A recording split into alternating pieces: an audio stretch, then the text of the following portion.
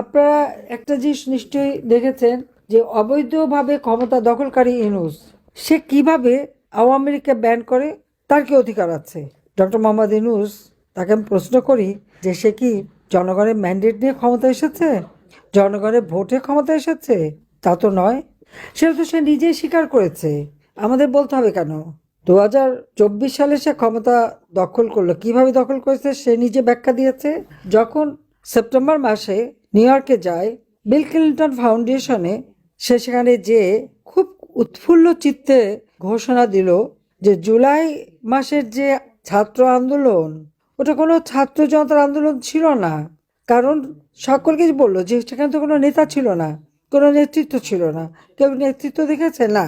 তাহলে কিভাবে হলো?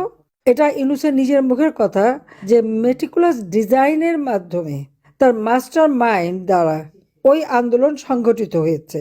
অর্থাৎ দেশি বিদেশি নানা ধরনের চক্রান্ত করেই সে আন্দোলন করেছে, আর আন্দোলন করে শেখ হাসিনাকে ক্ষমতা থেকে হটিয়েছে।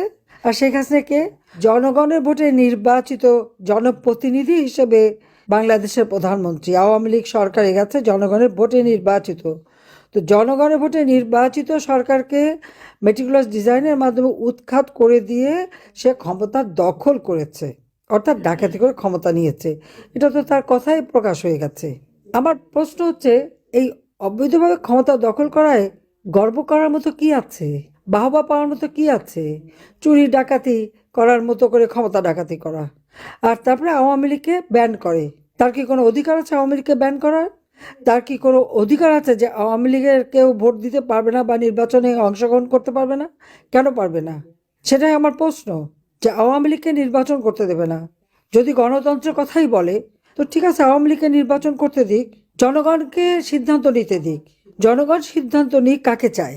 হ্যাঁ, অবাধ নিরপেক্ষ স্বাধীন নির্বাচন যদি হয়, সেই সুষ্ঠু নির্বাচনের মাধ্যমে জনগণ যদি আওয়ামী লীগকে ভোট না দেয়, আওয়ামী লীগ যাবে না ক্ষমতায়। কিন্তু আওয়ামী লীগকে ব্যান করে নির্বাচন করতে না দিয়ে সেখানে বাধা দিয়ে তৃণমূল পর্যায় পর্যন্ত আওয়ামী লীগের নেতা কর্মী, তাদের পরিবার পরিজন, তাদের ছোট শিশু থেকে শুরু করে মানে শ্বশুর বাড়ি বাপের বাড়ি আত্মীয় পরিবার পরিজন কাউকে বাদ দিচ্ছে না। অত্যাচার নির্যাতন, ঘর পোড়ানো, বাড়ি পোড়ানো, এমনকি তার খামার পোড়ানো, কারো মাছের খামার, গরুর খামার, মুরগির খামার, যার যেখানে যা আছে দোকানপাট সব কিছু ভেঙে জ্বালিয়ে পুড়িয়ে তছনছ করে দিয়ে তাদেরকে সম্পূর্ণ অর্থনৈতিকভাবে পঙ্গু, আর জীবনের সাথেও তো তারা কাউকে রেহাই দিচ্ছে না। আজকে নির্বাচন দিয়েছে, কেন আওয়ামী লীগ নির্বাচন করতে পারবে না? কেন আওয়ামী লীগে ভোট দিতে পারবে না? অবশ্যই আওয়ামী লীগকে নির্বাচন করতে দিতে হবে, আমরা নির্বাচন করতে চাই। আজকে আমি বলবো যে আমাদের কৃষক, শ্রমিক, ছাত্র জনতা, মেহনতি মানুষ, নারী সমাজ, সকলে যে যেখানে আছেন সবাইকে ঐক্যবদ্ধ হতে হবে। এটা কোনো নির্বাচন হচ্ছে না, এটা নির্বাচনের একটা খেলা।